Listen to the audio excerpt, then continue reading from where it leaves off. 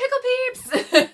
Melissa here, and today is kind of a fun one that I don't know if I actually intended to record or not, but anytime I'm kind of doing something cool or neat or different in my business, I try to turn on the camera and let you guys know and follow along on how to do it. And today we're doing something that I don't do as often, which is a video shoot. And I'm going to walk you through the entire process.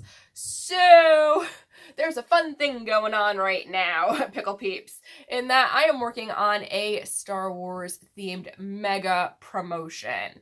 I know I've talked about it in a couple of the different marketing groups, if you're in the frosting groups or whatnot, but I've really kept it kind of hush-hush. There's just been very little hints of stuff going out.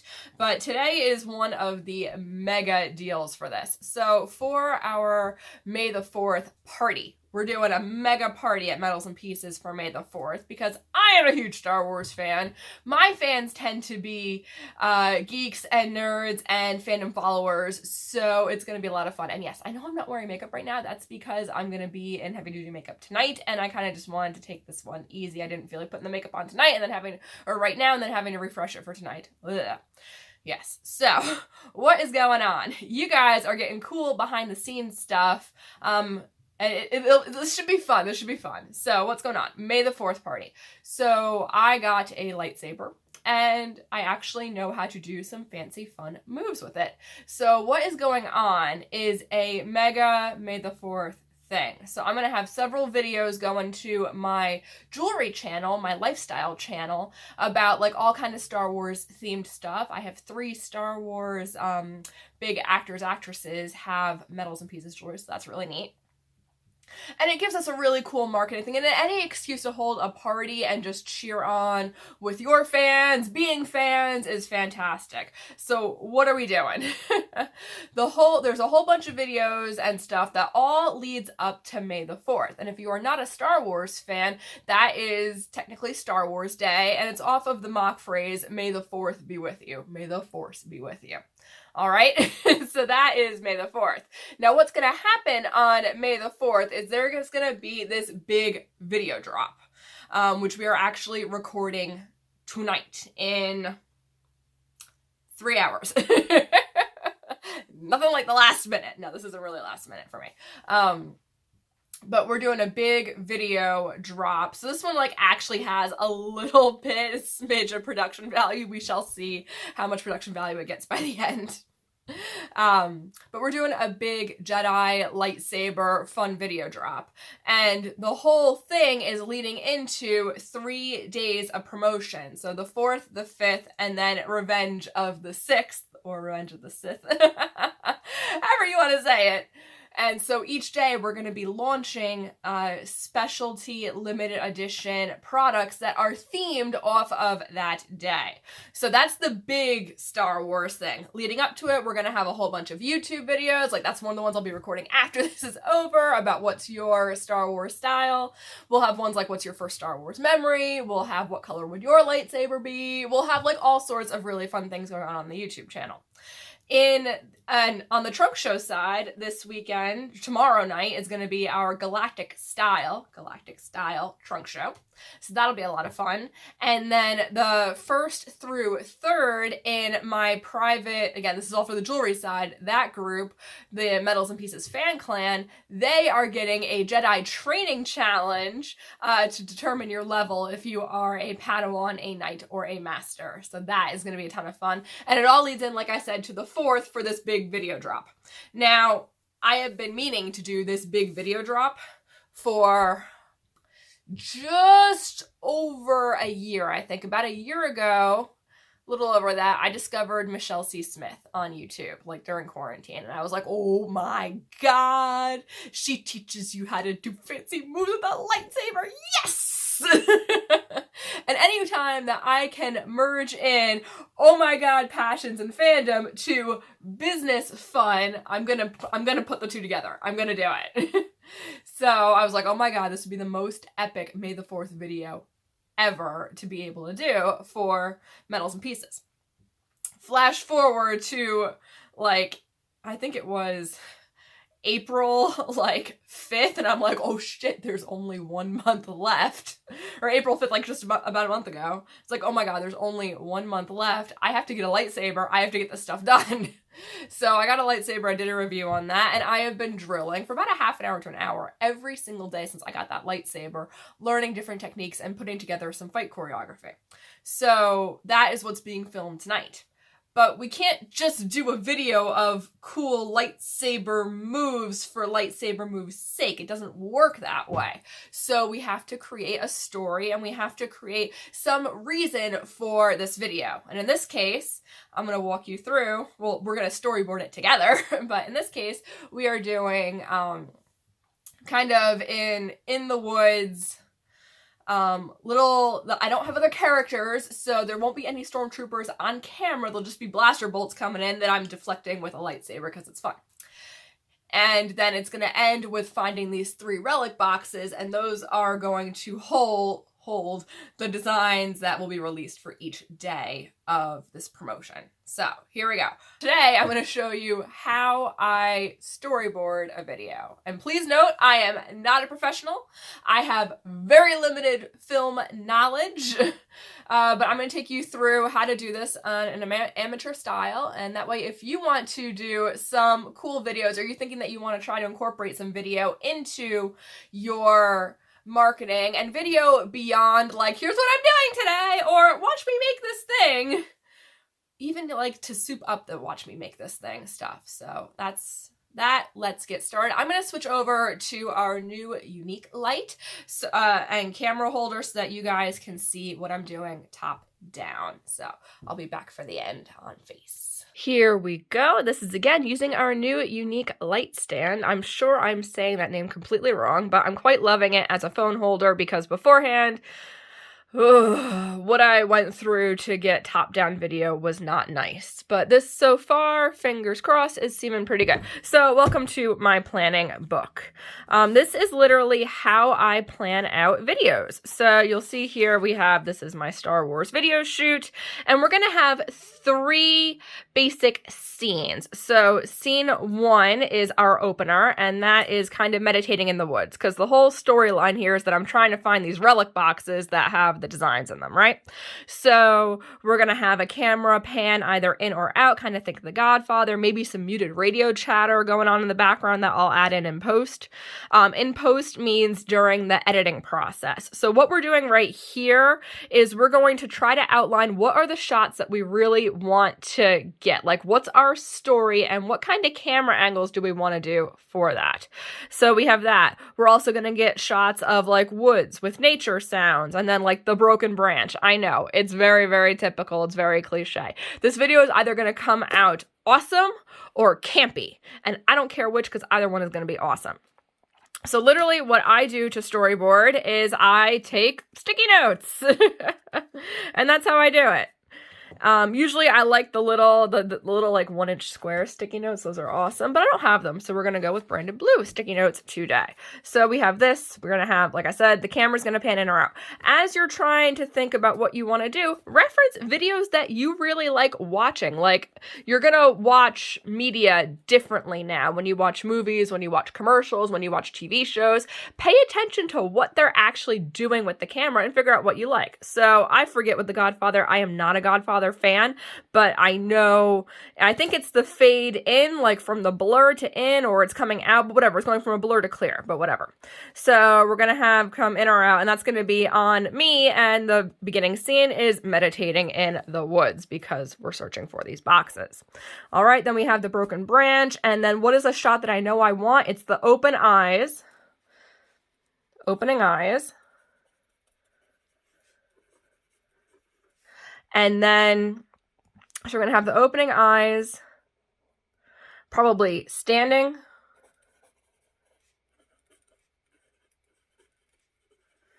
And then, remember, we're not Disney people, so we don't have to make this complicated. So opening eyes, standing, and probably the shrugging off of the cloak. Shrug off cloak, cape, whatever. And then the last bit of that, I'm going to want probably a close-up on the button press.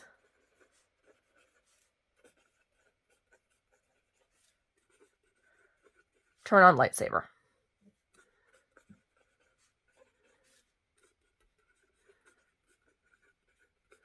All right, that's our introduction. That's probably all going to encompass maybe 15, maybe 20 seconds.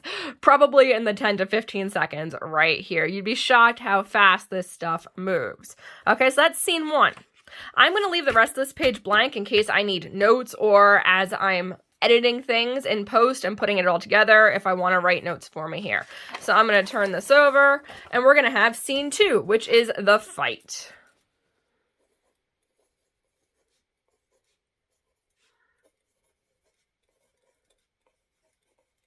Now, remember I told you there's no actual, like, secondary characters in this. I'm going to cut my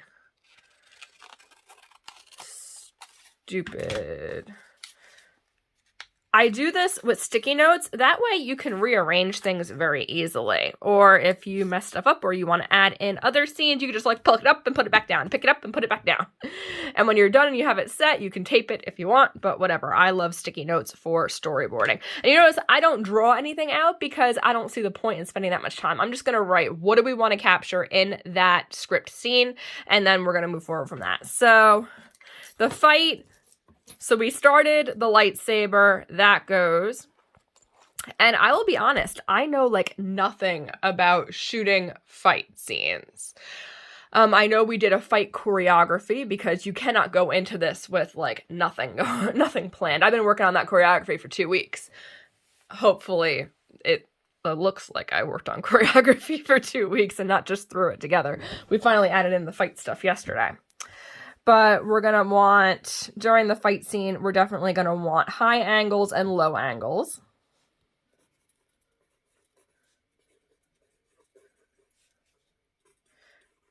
And we're probably going to shoot this fight scene probably 4 or 5 times.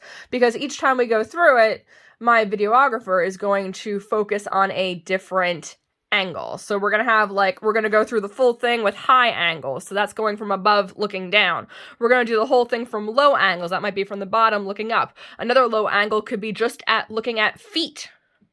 There's a couple of dramatic pauses and stops and whatnot where the feet are really kind of cool. And I have kick-ass boots to wear for this. Like, costumery is so much fun. So high angles, low angles. We're going to look at, I definitely want something that's called a parallax shot. If we could shoot 2 or 3 of them, whatever one comes out best or works out best is going to be great. So I know I'm going to want the parallax, which sounds so weird. I probably just spelled it completely wrong, but a parallax shot, you see them all the time in great cinematic movies. Usually, there's kind of 2 places that I see a lot of parallax shots. You see them either when you're in like the grand vista, and there's like one person standing on a cliff face, and the camera starts in one direction, and it pans and moves all the way around the character to end like on the other side of them. Usually there's 2 motions to a parallax, so it might start down and move around and up. It might start up and move down. It might move in, might move out while it's doing that motion. But that's pretty much what happens with a parallax shot. And they are going to be awesome in the fight sequence because kind of think, I don't know, my brain is immediately going like Crouching Tiger, Hidden Dragon. Not that I ever actually saw that movie, but it'll still be really cool. So we'll have the parallax shots. We're going to want different close-up. We're going to want distance, and we're going to want different close-ups. So this is like, I don't really know. I haven't isolated, especially since I don't have another character. It's not like we're going to have swords clashing. It's not like we're going to have different fun things with that. It's really just a lot of imaginary, and I'll be adding in blaster bolts in post.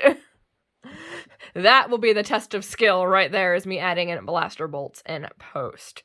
So I don't really have much else that I want to talk about to storyboard kind of the fight sequence here. I know it ends, because we figured out that, with the lightsaber going in a loop and then the power down. So we made a point of the power up of the saber, so we're definitely going to make a point to do a... probably like, I don't want to say close in and a medium shot. for shutting off the lightsaber.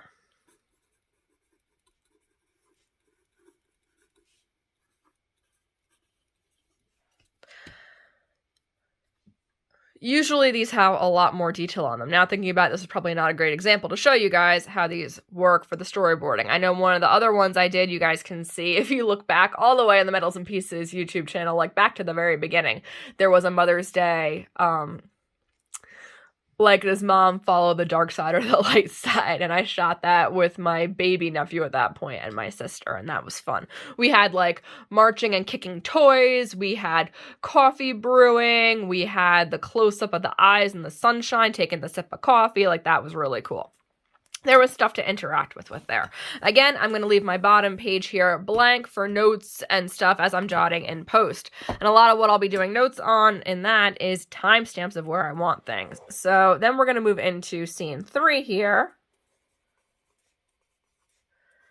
which is treasure, basically.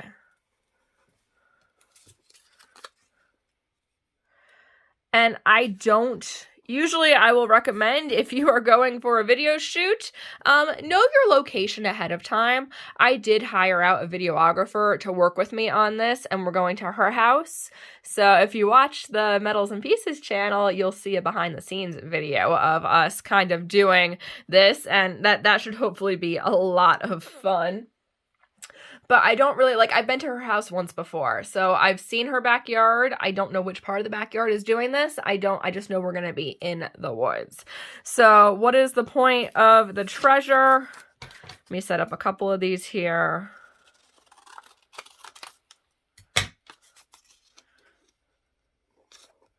Oh, I didn't do a good job making those equal, did I? That's okay. So in this one, I know we can do, after the blaster bolt is down, we can do the walking to the boxes.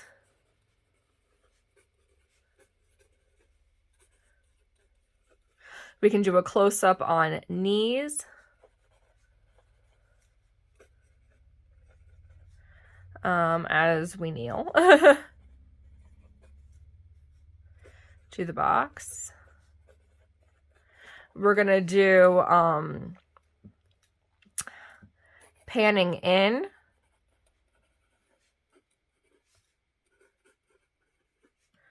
To opening the box.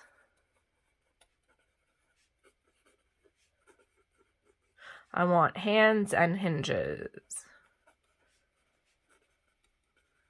That should do some good drama there. And then hands and hinges, we're going to lift the lid.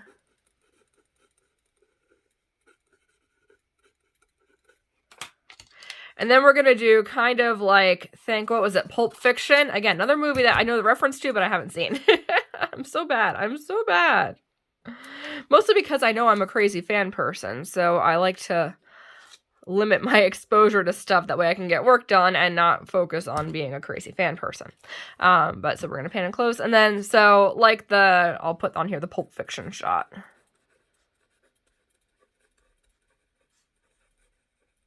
So we kind of opened with the pan and with the eyes opening. That was the ending of our meditation scene. So that's how the video is kind of going to end here on the action shots. And it's going to be close up. Eyes / shocked face. Eyes shocked / wow face. With lights coming from the box.